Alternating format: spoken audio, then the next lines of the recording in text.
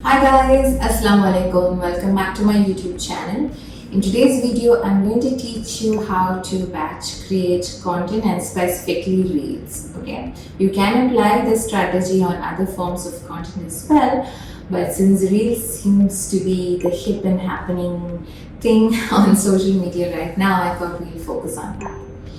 Alright, so batch creation basically means that instead of creating just one piece of content at a time, you are creating multiple pieces. So you're going to create multiple number of reels together in one go instead of creating just one at a time and posting one reel a day or one reel a week and wondering, okay, what do I do next? Batch creation is a great way to save time. Especially as business owners, because we are not influencers, we are not content creators, we are business owners, we have a multiple number of things that require our attention. There are a lot of things that we need to do and handle as business owners. So I highly recommend creating content in batch format so that you're not waking up every morning and wondering, okay, what do I do today? What do I talk about today? Okay. So in order to create content, in order to create multiple pieces of content, you need to have a few things in place first. So the first thing is knowing your ICA. I know I talk about this all the time. You're probably tired of hearing the term ICA. But you guys, that is the very foundation of your marketing, no matter which platform, whether TikTok, Reel or LinkedIn or whatever. Okay, so you need to be very clear on your ICA. Even if you do not have a clear idea of who your ICA is at this point in time, that's totally fine. It shouldn't stop you from creating content. Your ICA will evolve with time, and that's totally fine. Okay, so so you need to know who your ICA is so you're able to create content that is valuable for them, right? You need to understand, you also need to understand what kind of things your audience would relate with or would find funny or would find entertaining. So again, you're able to create content that resonates with them or that they relate with. So you need to have a good idea of who your ICA is plus what your audience generally like. And the second thing is you need to have your content pillars in place. Now, if you do not know what content pillars are, I highly recommend watching my previous video on content strategy or content that converts, where I have spoken about content pillars. By the way, this is an exercise we do in Creative Biz Accelerator, which is my 90-day coaching program specifically designed for artists and creative business owners. I highly recommend tapping on the link below in the description box and checking out what CBA is and whether it would be a good fit for you. Alright, so you need to have some of these basic things sorted so you're able to create content in batch format. Okay, so I'm going to share my process when it comes to batching reels.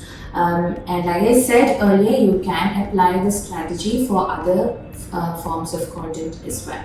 Okay, so when it comes to reels, what I generally do is every day, like everybody else, I watch reels. So one of my favorite activities later in the evening, like after dinner is sorted, after the dishes are done, or maybe the dishes are still in the sink, who cares? What I love doing is I sit down with my children, especially my older two, and we watch reels together. So when I'm watching those reels, if I come across an audio that I feel that I can use for my niche and my ICA or my content basically, I would save those audios. Okay, so I do this few days at a time, and so this is what I call research. So you're watching reels and entertaining yourself, but you're also doing a bit of research for your business.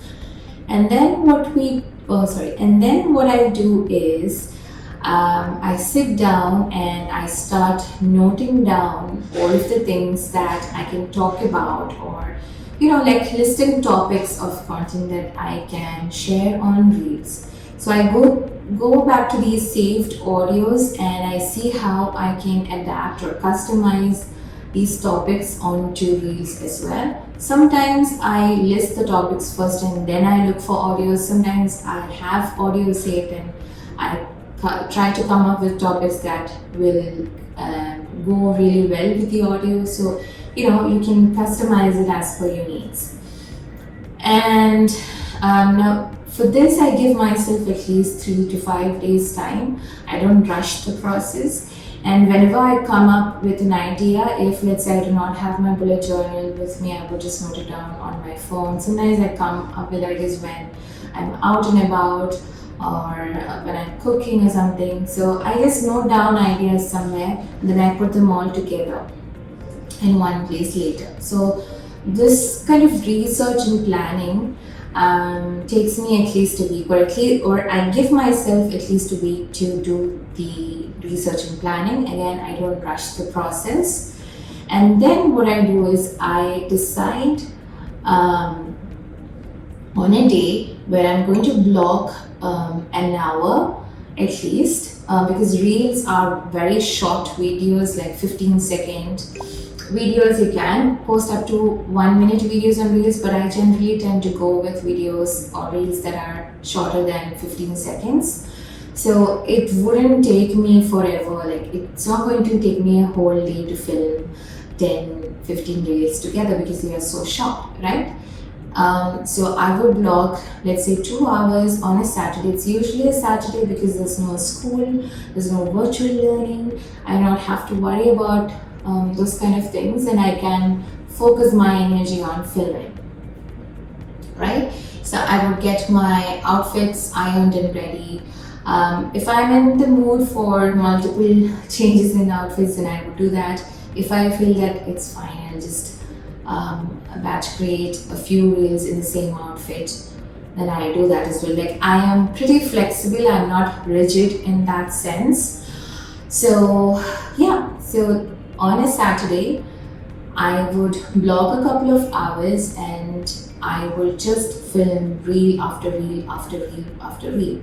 So since I already have the audio saved, I already have the topics saved, and I know what I'm going to say, or I know what I'm going to lip sync on, the process of filming becomes super easy for me, okay? And then once I have all the reels saved on my camera roll, by the way, I do not save reels on the reels traps because Instagram is super glitchy and you can lose the reels that you filmed and saved on reels, like on the Instagram app. So I highly recommend filming and saving it onto your camera roll and then uploading it onto reels. Anyway, getting back to the main point. Once I'm done filming, it's like the biggest burden on my chest has been lifted or something. So on the day I'm posting, I would edit the reel one by one and post it as and when required. But if you want to batch the editing as well, you can do that also, by the way. For me, since reels are super short videos, it doesn't take me super long to edit. I've been creating short form videos and even YouTube videos for a while now, so the editing side comes easy for me. That said, for my YouTube videos, I recently hired a videographer and he does the editing for me.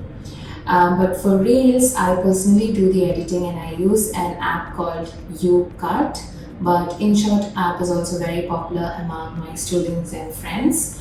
So yeah, the editing is not batched, but rest of the process of creating reels is batched, which means I have content going up consistently even if I'm busy with other areas in my business or in my personal life, or let's say I'm sick, or let's say I just don't feel like posting, like filming a reel today, I will still have a reel going up, okay?